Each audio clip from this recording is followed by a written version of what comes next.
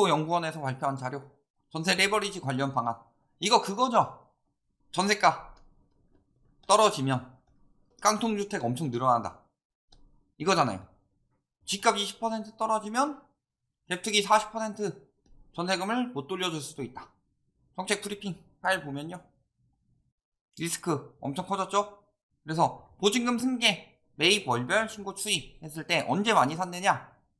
코로나 터지고 코로나 이후 갭투기가 엄청나게 늘었다. 왜?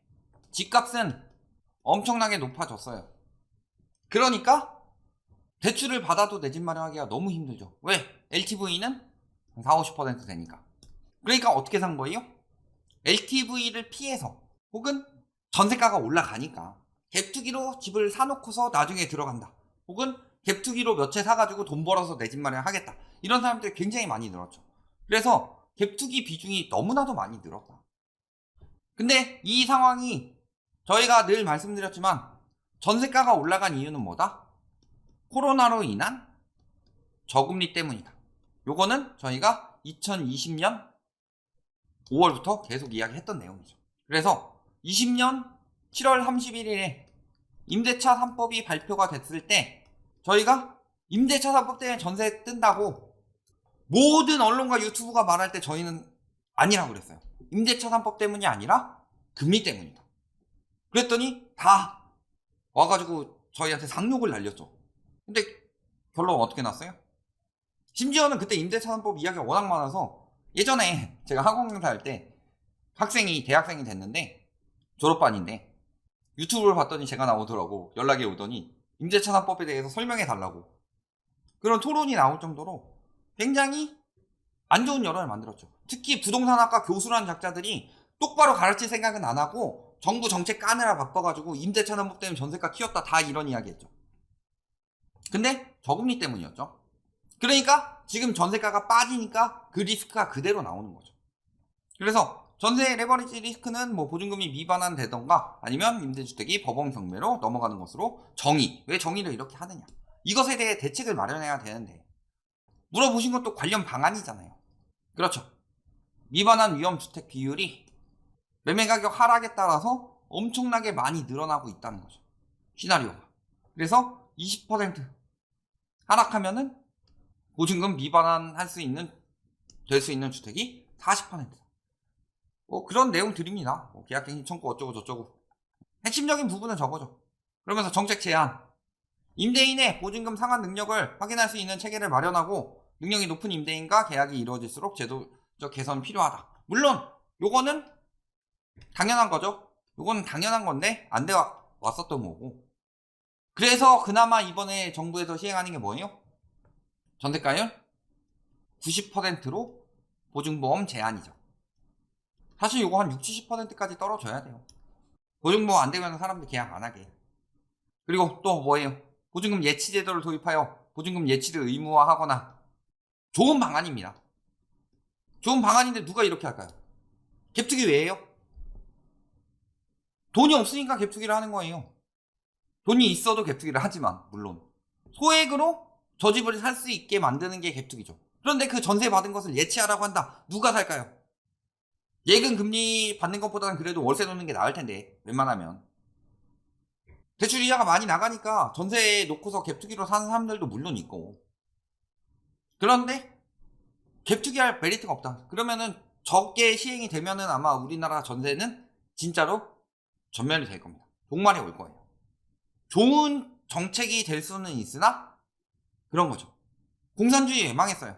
마르크스가 이야기한 정책들은 이상들은 굉장히 꿈의 이상이었죠. 모두가 평등한 사회. 그러니까 과거에 우리나라 독립하던 시기에 지식인들이 많이 사회주의에 빠졌던 이유가 그거예요. 이상은 굉장히 좋다. 근데 이상은 좋은데 현실성이 전혀 없는 정책이죠. 그 다음에 또 뭐예요? 신탁기관에 임대주택 등록하면 신탁기관이 계약 및 운영을 수행하고 신탁기관으로부터 뭐 세제 혜택을 받는 뭐 신탁제도 제한. 이건 뭐 큰 의미 없죠. 그렇죠. 이상은 좋은데 이상하죠. 자, 그 다음에 뭐 책임 분담 제도 뭐 도입해서 금융 부분에서도 전세 레버리지 리스크 감소 노력을 유도할 필요가 있다. 그래서 뭐 대출해줘라. 근데 사실 이런 것들 다 필요 없고 가장 강력한 거는요. 갭 투기한 주택이 경매에 넘어가더라도 전세 보증금에 대한 책임은 집주인에게 남겨줘야 된다. 어떻게든. 이런 게 있어요. 예를 들어서 1억 5천만 원짜리 아파트다. 지방에 가면 이런 것들이 있습니다.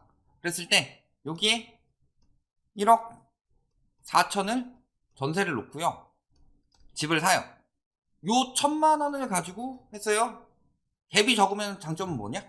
그래서 500만 원만 올라요. 자, 1억 5천짜리가 1억 5천 5백으로 올랐다. 많이 안 오른 것 같죠? 그런데 갭 투기한 입장에서는 1천만 원 넣어가지고 1,500만 원이 된 거예요. 수익률이 50%다. 물론 세금 뗄 건 있겠지만 500만 원 벌었다고 세금 뗄 게 뭐 얼마나 되겠어요. 물론 취득세나 이런 거 떼고 나면은 좀 많이 빠지겠지만. 그랬을 때 이런 식으로 갭 투기가 들어가요. 그런데 반대로 떨어진다고 생각을 해봅시다. 얘가 떨어져서 1억 3,500으로 떨어졌어요. 그러면은 아예 그런 식으로 책 낸 사람도 있어요. 책은 아니고 아예 그런 식으로 강의한 사람도 있어요. 투기꾼 유튜버나 뭐 스타 강사 이런 사람들 있죠.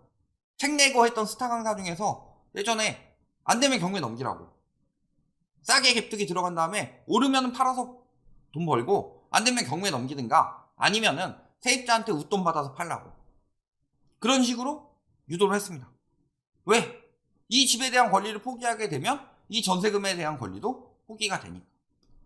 그러니까 이런 정책들이 필요해요. 예를 들어서 깡통 전세가 됐어요. 예를 들어 5억짜리 집을 샀는데 얘가 전세가 4억이었는데 집값이 많이 떨어져서 3억 9천이 됐다.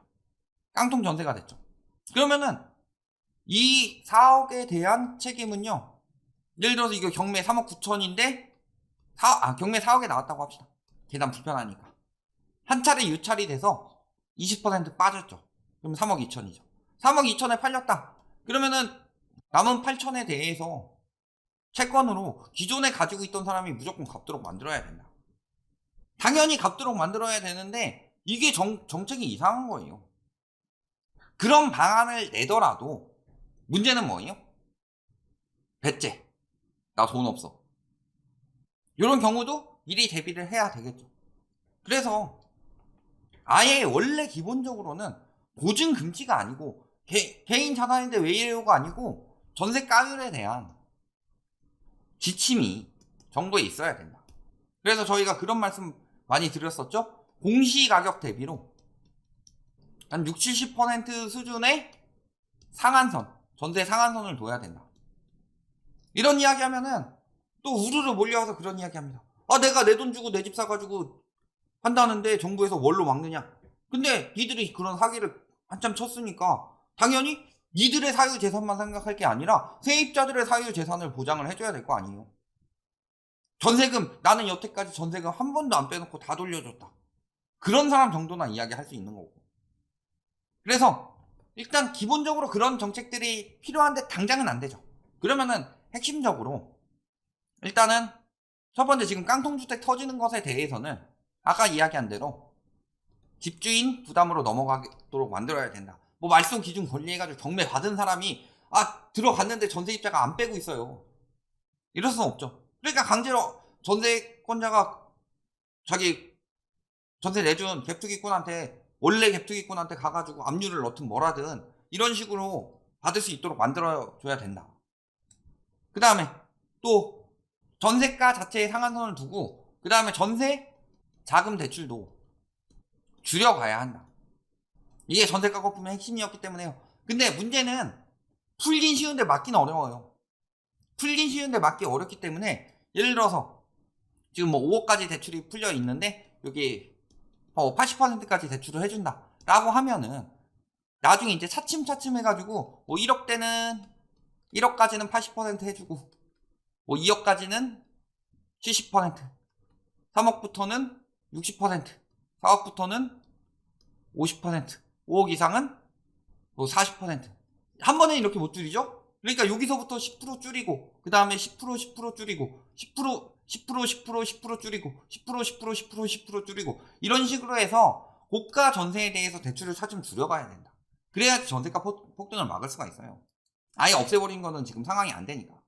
그래서 이런 식으로 전반적으로 전세에 대한 방어책, 전세 세입자 보증금에 대한 방어책이랑 그 다음에 전세 거품을 빼는 정책이 두 가지가 다 필요해요. 이거는 저희가 문재인 정부일 때도 계속 주장해왔던 내용이고 문재인 정부도 그거 안 했어요 사실. 그러니까 집값 상승을 막는 정책을 많이 썼다. 그 부분은 잘하고 있다고 평가를 했지만 정책적으로는. 근데 저런 것들이 안 되니까 안 막히는 거죠. 그래서 금리, 전세자금 대출 이게 문재인 정부의 발목을 제대로 잡았던 거다. 그리고 윤석열 정부에서 뭐 깔 정책은 굉장히 많지만 그나마 잘한 정책 중에 하나가 90% 보증보험. 문제는 이미 물린 사람들은 이제 당해낼 수가 없다는 거죠. 그러니까 물린 사람들 보장하는 정책은 나중에 따로 국가에서 압류해서 뭐 그 사람들한테 뜯어내서 돌려주는 뭐 이런 것들은 차츰 정리를 하고 앞으로 더 피해자가 생기지 않도록 저런 것들을 차근차근 해가야 되는 정책이 필요하다. 이렇게 보시면 되겠습니다.